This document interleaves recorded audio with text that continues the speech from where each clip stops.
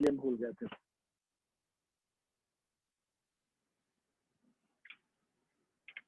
बताओ, अनुराग मिश्रा भी है एडमिट होने के लिए बैठा हुआ है, तुम्हारे नाम से भी है, यानी कोई तुम्ही लोग का दोस्त होगा ना जो सबको जानता है।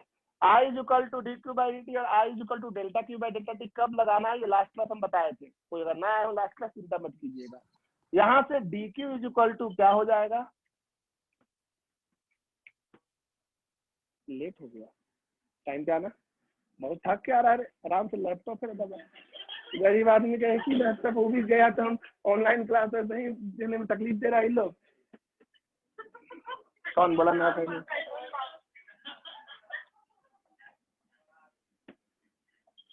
D Q is equal to क्या हो गया, आई डी टी, करेक्ट, ध्यान देंगे, D Q is equal to I D T. दोनों साइड क्या करते थे हम लोग, तो दो फॉर्मूला आप अच्छे से याद रखिएगा, ये लास्ट क्लास बता दिए थे, जो लास्ट क्लास नहीं आएंगे वो इग्नोर करेंगे, अगले टॉपिक में सुनेंगे उन्हीं के लिए, लेकिन एक रिकैप दे रहे हैं, इतना ही बताए थे इस नए चैप्टर में। I is equal to D Q by D T या D Q is equal to I D T, यही था। करंट कैसा क्वांटिटी था, स्केलर। अब हम लिखने जा रहे हैं आज नया टॉपिक, ये लास्ट क्लास के रिकॉर्डिंग में भी अवेलेबल हो जाएगा, लास्ट क्लास का रिकॉर्डिंग आज अपलोड हो जाएगा, ठीक है, जो हमसे पूछे थे। टॉपिक का नाम है अब करंट डेंसिटी। कोई अगर ना भी आए हो तो थोड़ा बहुत लिखना चाहे तो लिख सकते हैं, अदरवाइज अब नया टॉपिक हम लिखने जा रहे हैं, करंट डेंसिटी। इसके बारे में भी हम लोग शुरू करने जा रहे हैं। हम आप सबको म्यूट रख रहे हैं, कोई दिक्कत होगा तो प्लीज हैंड रेज कीजिएगा, क्योंकि बहुत अजीब लोग जुड़ गए हैं ना इसमें, तो 40 लोग हैं, 40 में कौन कैसा है, सब तो अच्छे हैं, 2 साल से तो कोई दिक्कत नहीं दिया। तब 68 रहता था, आप लोग अभी 30। अरे भाई तुम बहुत हिसाब जोड़ते हो, पेट्रोल पंप मैनेजर रखो इसको अपने।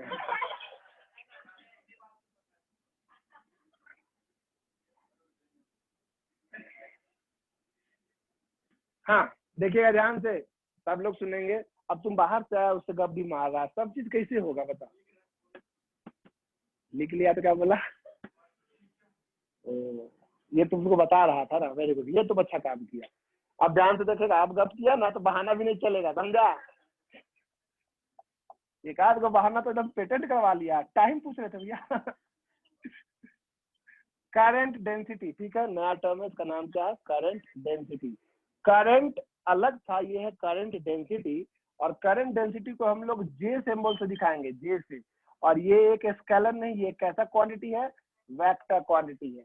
तो इसके बारे में जानने से पहले हमको थोड़ा इंक चाहिए होगा, जो कि होगा शायद इसमें। करंट डेंसिटी क्या होता है इसको समझिएगा। Current density is defined as, कुछ भी लिखना नहीं है, सुनना है। जब किसी भी क्रॉस सेक्शनल एरिया से जितना अमाउंट ऑफ करंट पास होता है, जितना अमाउंट ऑफ क्या पास होता है, करंट, तो कितना अमाउंट ऑफ करंट पास हुआ उस एरिया से, करंट पर unit area is called current density. यानी करंट डेंसिटी का अगर आपसे हम पूछे बोलचाल की भाषा में फॉर्मूला, तो आप बोलोगे J is equal to current I by में क्या, ए। मत भूलिएगा, आगे आज आपको ड्रिफ्ट वेलोसिटी, ओम्स लॉ सब कुछ प्रूफ होगा अभी आपके बोर्ड के हिसाब से, तो ये ध्यान रखिएगा। कई लोग का ऑब्जेक्टिव ही सिर्फ हो गया तो भी आपको कई फॉर्मूला दिखेगा, सारा याद होना चाहिए, सारा प्रोसेस पता होना चाहिए। तो जे इज इक्वल टू क्या हो गया, आई बाई ए। अब इसका ये एक वेक्टर क्वांटिटी है, तो वैल्यू लिखे है, ये एक वेक्टर क्वांटिटी है, लेकिन इसमें एक शर्त है। किसी भी एरिया से, देखिए एक छोटा सा एरिया है, मान लो एरिया का नाम डेल्टा एस दे दिए या डेल्टा ए, इससे जब भी करंट पास होगा तो ये जितने एरिया से जितना करंट पास हुआ है उसी का रेशियो को हम करंट डेंसिटी कहेंगे। शर्त ये है करंट डेंसिटी निकालने के लिए कि करंट का डायरेक्शन एरिया के डायरेक्शन के साथ कितना एंगल होना चाहिए, 90, यानी कि area being perpendicular to the direction of current flow, तभी आपका करंट डेंसिटी निकालना है। अगर नहीं होगा तो क्या होगा वो भी हम बताएंगे, लेकिन करंट डेंसिटी कैसे निकालना है आपको समझ में आ गया। एक बात तो समझ में आता है कि करंट डेंसिटी का भी 2 टाइप होगा। करंट डेंसिटी 2 तरह का होगा। नंबर 1, कौन सा current density, average current density. Average current density क्यों हम बता रहे हैं आपको। और दूसरा होता है नहीं होगा इंस्टेंटेनियस। इंस्टेंटेनियस तभी होगा जब टाइम आता है, इसमें तो टाइम नहीं है, ये क्या है, एरिया, इसमें इंस्टेंट वर्ड नहीं आया है। तो एक होता है एवरेज करंट डेंसिटी, कोई मत लिखना, हम सब बताएंगे, ठीक है, लिखवाएंगे अच्छे से। आप लोग जो अकबकाए हुए हैं हम लिखवाएंगे, क्या कौशल, लिख लिया ना सब। फास्ट हो तुम, अरे कोई बात नहीं। अच्छा यही पे हो, जो कम रुक जाते कर लो, आ जाओ। हम सब पकड़ा तो बताते हैं, तो आएंगे अभी। Current density number 1। नंबर 2 ये कहलाता है current density at a point. Current density at a point, at a time नहीं, एट अ पॉइंट, इसका कोई नाम नहीं। एरिया एरिया पे हो गया तो वो एवरेज हो गया, जब किसी एरिया से गुजरा तो क्या हो गया, वो एवरेज। लेकिन एक किसी पॉइंट से करंट गुजरा तो वो कहलाया current density at a point. तो आप समझ जाइए जे एवरेज क्या होगा। तो आप बोलिएगा मान लो करंट पास हुआ डेल्टा आई, कितना करंट पास हुआ, डेल्टा आई, और वो पूरा एरिया मान लो कितना है, डेल्टा एस। तो जे इक्वल टू कहलाएगा delta I by delta S. लेकिन जब किसी एक पॉइंट पे निकालना हो तो आपको एरिया कम करना होगा। पॉइंट का एरिया कितना होता है, एक पॉइंट का एरिया होता है 0।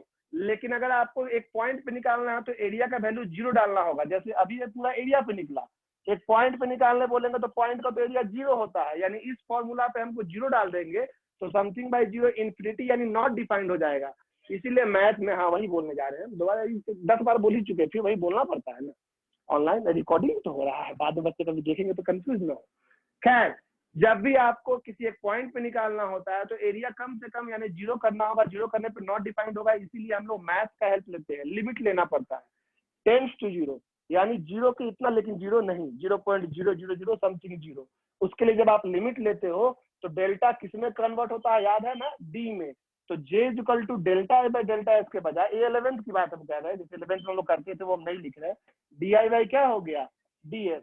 लेकिन याद रखिएगा इसका डायरेक्शन भी होना चाहिए। ये कैसा क्वांटिटी है, वेक्टर क्वांटिटी है। करंट डेंसिटी का डायरेक्शन वही होता है जो करंट का डायरेक्शन है, और करंट का डायरेक्शन शर्त ये है कि किधर होना चाहिए, बताइए, एरिया के परपेंडिकुलर। डेफिनेशन डालेंगे।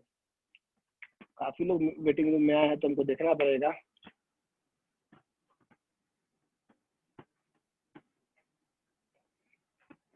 हम सबको कर दिए फिर से, कुछ लोग मैसेज किए होंगे ना हमको कि भैया हमको अंदर आने दीजिए, वीडियो अच्छा नहीं आ रहा है भैया। ओके, एक मैसेज समझ में आया, आउटसाइडर है मेरे नाम से, समझ में आ गया। भैया इन कर दीजिए, हम गलती से वेडनेसडे वाला लिंक ज्वाइन कर लिए थे। ठीक है, ठीक है, सारा मैसेज हम देख लिया आपका। कहीं कोई तकलीफ हो मैसेज कीजिए, हम तुरंत देखेंगे। तुम बताना बाबू, यहाँ गले का जैसे ही भूख भाग करता है गले में रोशनी आएगा, हमको तुरंत बताना। ओके, लिखेंगे करंट डेंसिटी में, current density is defined as the amount of current passing through unit area. Current density is defined as the amount of current passing through unit area. Sir पे हाथ नहीं प्रकृति, टेंशन होता है उससे, तुमको ही होगा। हाँ, थैंक यू।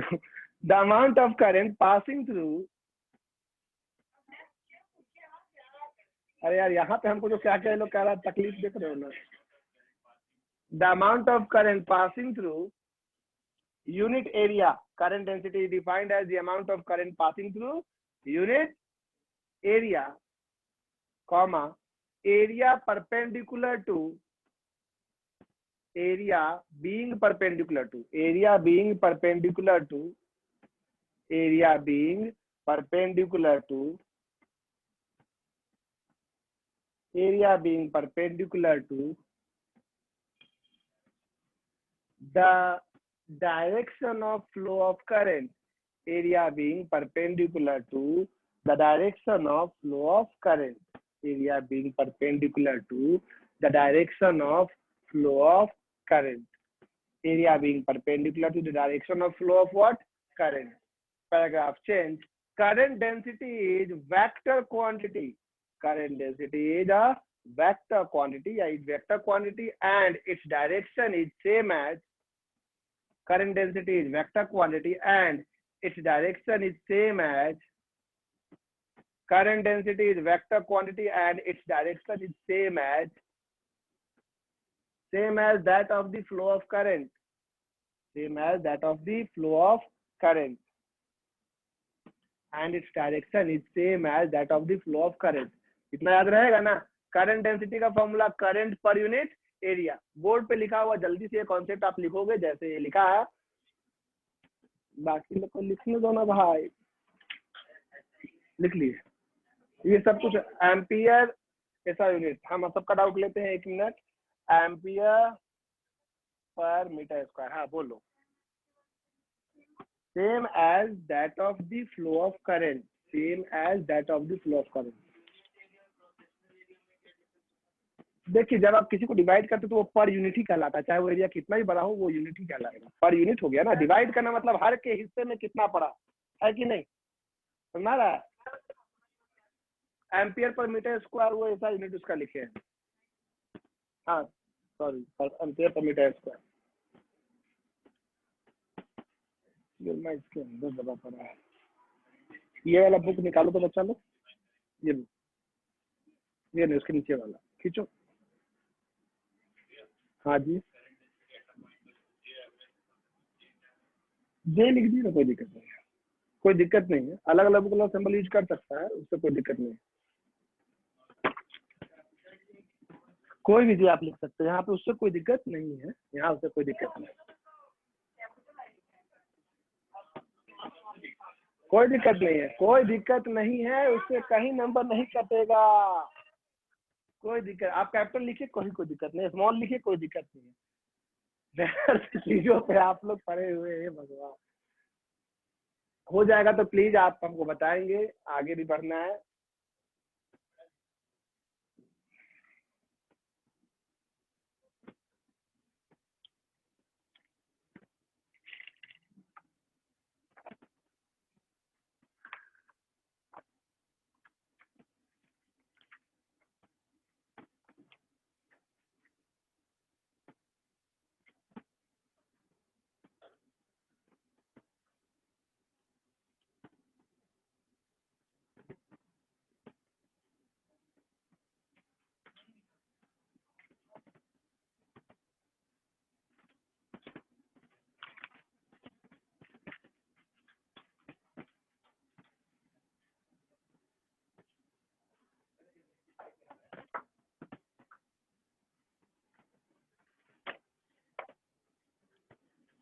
नेक्स्ट है नोट लिखिएगा, नोट करके छोटा सा note.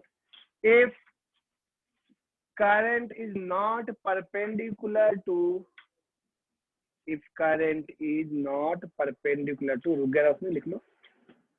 if current is not perpendicular to the area of cross section, if current is not perpendicular to the area of cross section, अगर करंट जो है वो परपेंडिकुलर नहीं है किसके, एरिया ऑफ क्रॉस सेक्शन के, लिख लिए।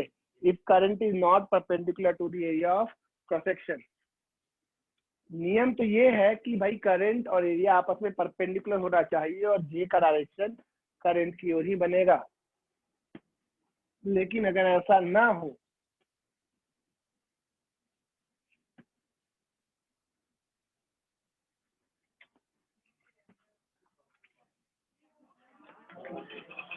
अरे इतना अचंभित नहीं है, दूर से आता है, लेट तो हो ही जाता होगा। ये यहाँ लोहरदगा क्या है, कुड़ू है, वहां से आता है, हर दिन काफी दूरी कवर करता है, वहां से कुछ लोहरदगा से आगे कुड़ू है, वहां से आता है। इन लोग मजाक ले रहा है, सोचता है रांची से नहीं लोहरदगा से आता है, तो दूरी हो सकता है। सोचिए आप लोग यहाँ हैं, झूठ नहीं बोले, कहाँ से आते हो बताओ, कुड़ू से आता है कि नहीं तुम?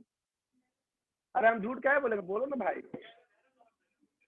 हाँ मैं घर है लोहरदगा में, लेकिन मैं बगल मतलब कुड़ू में। हाँ लोहरदगा से कुड़ू। लोग कुछ भी कह रहा है, दूर से आ रहा है, हम जान रहे हैं, तुम छोड़ो, बताने का जरूरत नहीं है, गर्मी लग रहा है, फैन चलाए थे, दूर से ना आया है।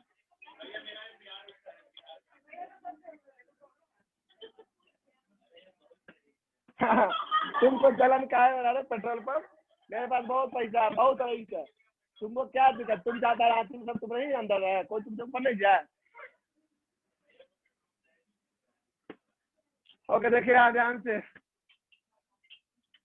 बात करने जा रहे हैं करंट डेंसिटी के केस के बारे में, कि मान लीजिए कि कुछ ऐसा हो जाए कि इस तरह से एरिया ऑफ क्रॉस सेक्शन हो, देख रहे हैं, और एरिया ऑफ क्रॉस सेक्शन का डायरेक्शन जानते हैं? किसी एरिया स्केलर आप जानते हो, लेकिन एरिया वेक्टर ही है, आप पहले 11th में पढ़े हैं। एरिया का डायरेक्शन अगर हम परपेंडिकुलर चेक करना चाहें तो ये हो जाएगा, दिख रहा है आपको, ये हो गया डेल्टा एस का डायरेक्शन। डेल्टा एस मतलब ये एरिया है, एरिया का डायरेक्शन समझ में आता है ना, हमेशा एरिया का क्या होता है, परपेंडिकुलर।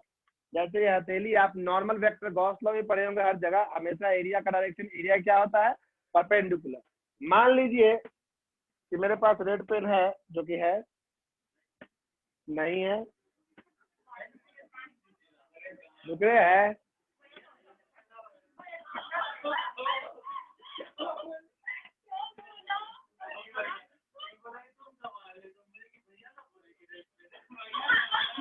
मतलब हम कमा रहे हैं तो ठीक है, वो बोल लिया, तुम लोग एक क्लास उठा दी तो कोई बात नहीं, तुम पेट्रोल पंप खुद ही बोल सकता है।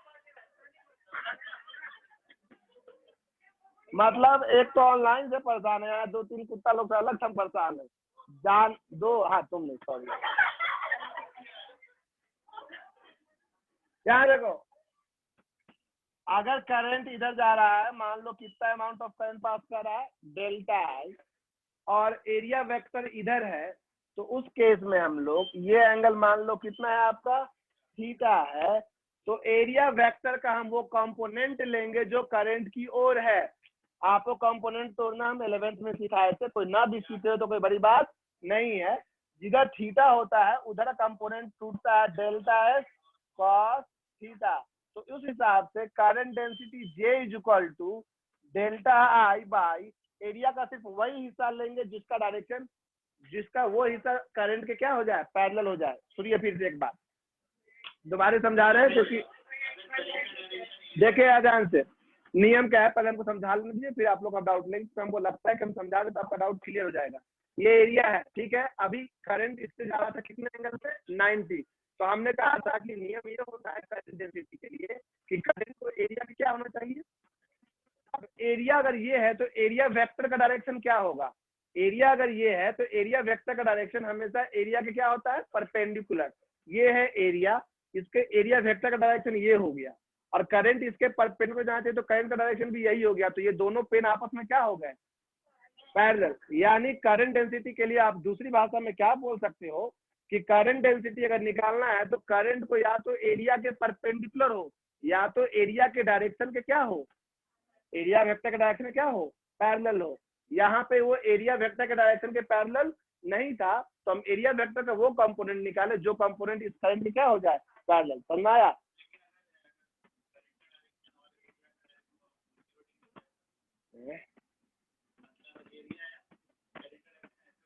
तो 0 हो जाएगा, एंगल 90 को खत्म हो जाएगा। तो कितना बार पूछता है की बात, समझ आए? वही वैल्यू, उसी को तो जनरल केस में कर रहा है ना, एंगल कुछ भी होगा वैल्यू पुट करते जाइए।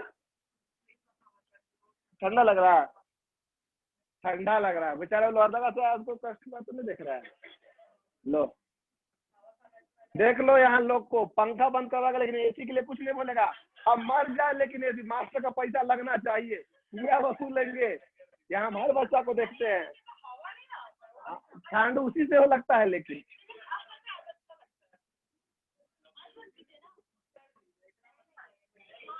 हमको तो लगता है घर में नींद ठीक से नहीं आता है, तो कोई आज 1 घंटा तो ठीक से बैठ में सो नहीं पाए, ठीक से बदला लेगी। वहाँ कहा आधा लोग वही लाता है, तुम चादर वादर क्यों लाती हो, ताकि आप कैसा और आराम से बैठो।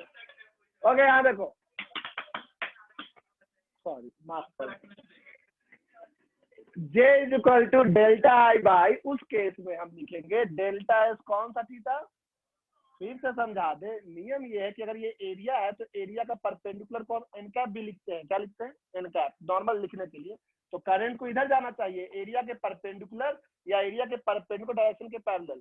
अगर वैसा कभी होता है कि एरिया के परपेंडिकुलर के डायरेक्शन में नहीं है करंट, तो एरिया का जो परपेंडिकुलर लाइन है उसका वो कंपोनेंट लेंगे जो उसके पैरेलल होगा। यहाँ कौन सा कंपोनेंट है, delta S cos theta.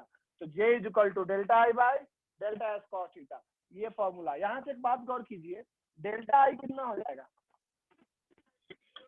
J delta S कौन सा थीटा। अच्छा 11th क्लास अगर आप पढ़े होंगे और याद होगा शायद, A dot B, dot product और क्रॉस प्रोडक्ट था वेक्टर पे, ए डॉट बी था ए बी कॉस थीटा। यहाँ भी J एक वेक्टर क्वांटिटी है, सब जानते हैं, और एरिया वेक्टर भी वेक्टर ही होता है। तो जे डॉट डेल्टा एस लिखेंगे तो A dot B A B cos theta. और आपको पता है दो वेक्टर का डॉट प्रोडक्ट स्केलर होता है, दो वेक्टर का डॉट प्रोडक्ट क्या होता है, और करंट कैसा क्वांटिटी होता है। तो इसीलिए general formula delta R is equal to J dot delta S भी याद रखिएगा। तो आपको जो ये नोट में लिखवा है, ये एनसीईआरटी में जिसमें भले नहीं किया है लेकिन आपको जानना चाहिए, तो इस बात को लिख लीजिए। आगे बात करते हैं तुरंत। कौन उसी का तो समझा दिए इसी से। इसमें क्या रफील है। हाँ तो फिर तो आप एंगल कितना लिखिएगा, तो क्या होगा उससे, तो कितना हो जाएगा। आप जो भी बोल रहे हैं आप ही बोलिए, हमको क्या दिक्कत है, आगे बोलिए।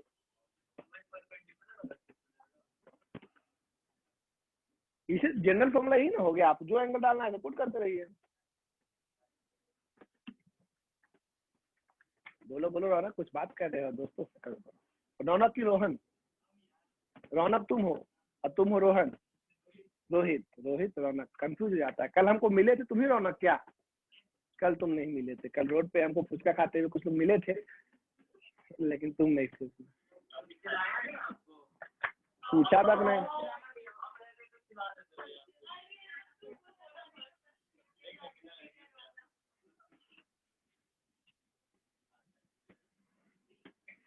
निकलिए।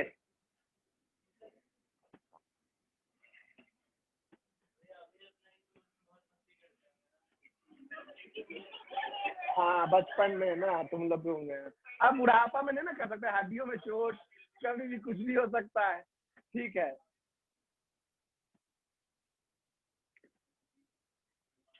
चलिए लिखिएगा। हाँ हाँ कोई कुछ बोले, पूछो पूछो। डेल्टा एस क्या है, S for surface area, small surface area को दिखाने के लिए डेल्टा एस लगाते हैं। जैसे जितना कितना करंट पास हुआ तो डेल्टा आई लिखे, स्मॉल चेंज इन करंट को। एस से सरफेस एरिया होता है, छोटा के लिए, बहुत छोटा होता तो डीएस लिख देते। तुम लोग को समझ आ रहा है, हल्का हल्का ओके लिखिएगा। अभी इस पे भी सवाल आएगा, घबराइएगा मत, उस सवाल से आपको इसका कॉन्सेप्ट क्लियर होगा। लेकिन अभी छोटे मोटे डेफिनेशन है जो आप बहुत अच्छे से जानते हो। टॉपिक का नाम है drift velocity. Drift velocity, DRIFT, drift velocity. कई किताब में ड्रिफ्ट स्पीड भी लिखा रहेगा, ड्रिफ्ट वेलोसिटी। ये मीटिंग एंड होने के बाद आप फिर से नया मीटिंग ज्वाइन कर लीजिएगा, ये बताने की आवश्यकता नहीं है, same ID password. Drift velocity,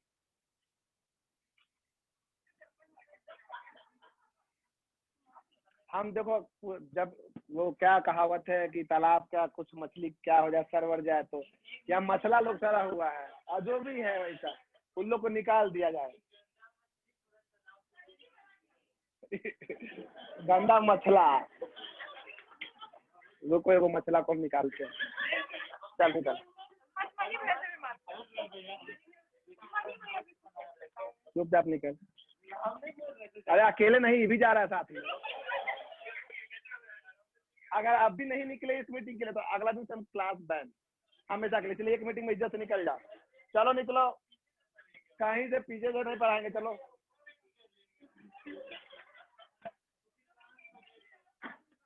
जल्दी जल्दी, हम एक लिमिट तक तो सुने नहीं बात। अगर एंट्री किया तो भाई ब्लॉक करेंगे सब जगह से तुम लोग का, डीपीपी भी नहीं मिलेगा। अब देखो दो बदमाश था, उसके बाद भी हल्ला हुआ, मतलब कुल्लो गलती नहीं है, फिर कोई और निकलेगा। ठीक है कुछ इधर का कोई बच्चा हल्ला करा तो खुद बताओ, इधर कुछ भी हमको दिक्कत दे रहा कोई भी।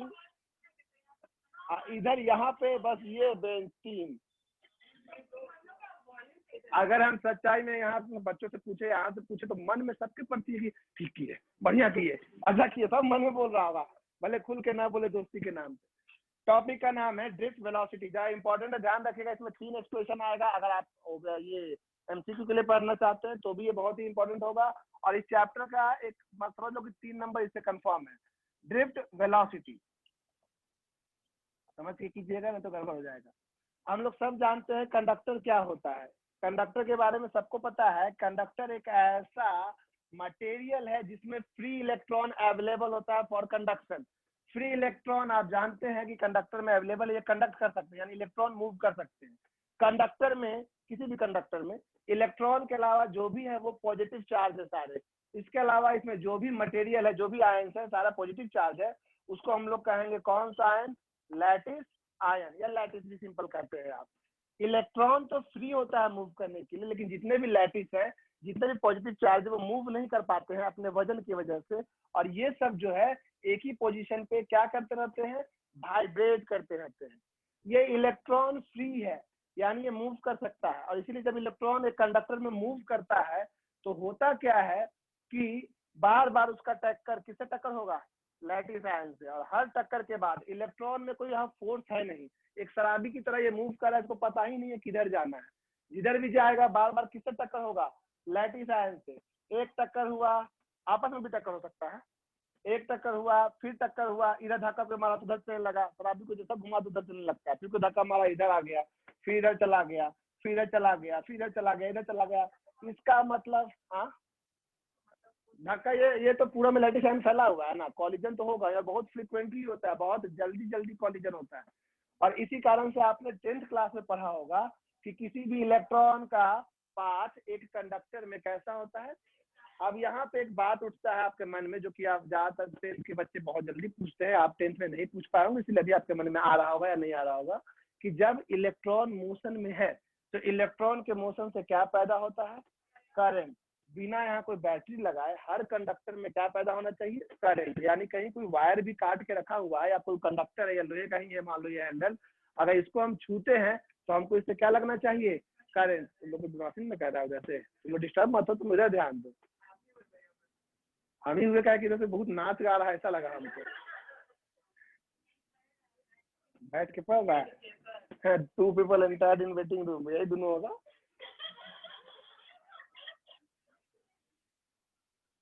नहीं कोई नहीं है।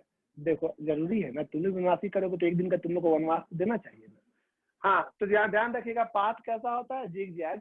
सवाल ये उठा कि जब चार्ज मोशन में है तो इसके चलते क्या बनना चाहिए?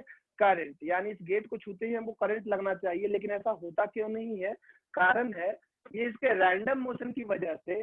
अगर एक क्रॉस सेक्शन की बात करें तो किसी यूनिट टाइम में जितना इलेक्ट्रॉन लेफ्ट से राइट जाता है उतना ही इलेक्ट्रॉन राइट से लेफ्ट आता है, इसीलिए ओवरऑल करंट कितना हो जाता है?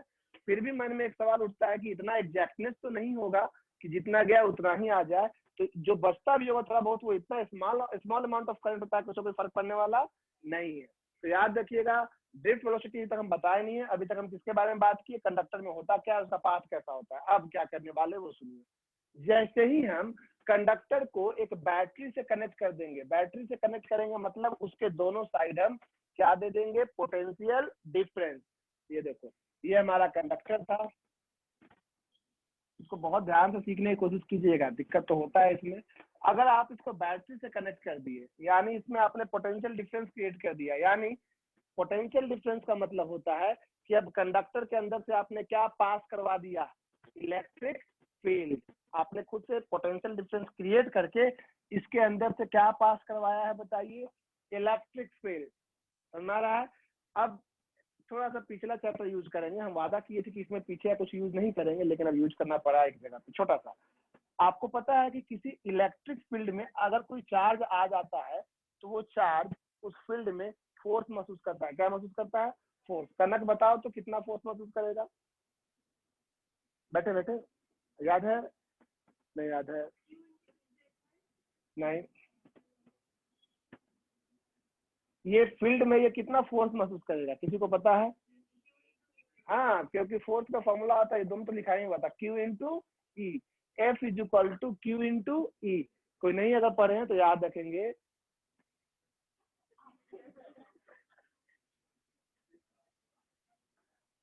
क्या याद कर लेंगे? सुने, किसी भी इलेक्ट्रिक फील्ड में कोई भी चार्ज क्या महसूस करता है? फोर्स। और फोर्स का फॉर्मूला कितना होता है? F is equal to Q into E. ध्यान दीजिएगा जो ना भी पढ़े हो, पॉजिटिव चार्ज जो है वो फील्ड की ओर भागना शुरू कर देगा, और अगर यहाँ नेगेटिव चार्ज रख दे तो वो फील्ड के अपोजिट भागता है। याद रहेगा? अगर इस रूम में इतना इतना इलेक्ट्रिक फील्ड इधर जा रहा है और अगर यहाँ पे हम एक इलेक्ट्रॉन ला के रख दिए, इलेक्ट्रॉन का साइन क्या होता है? नेगेटिव। इलेक्ट्रॉन अपने आप इधर भागेगा। क्यों इधर भागेगा? क्योंकि इस पे फोर्स लगेगा जो फील्ड के जस्ट क्या होगा, अपोजिट। ये सब हम लोग वहां देख चुके हैं, अभी आपको याद करने की याद दिला रहे जैसा कुछ था।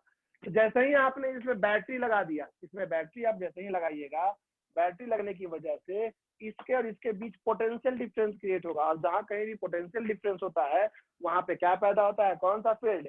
इलेक्ट्रिक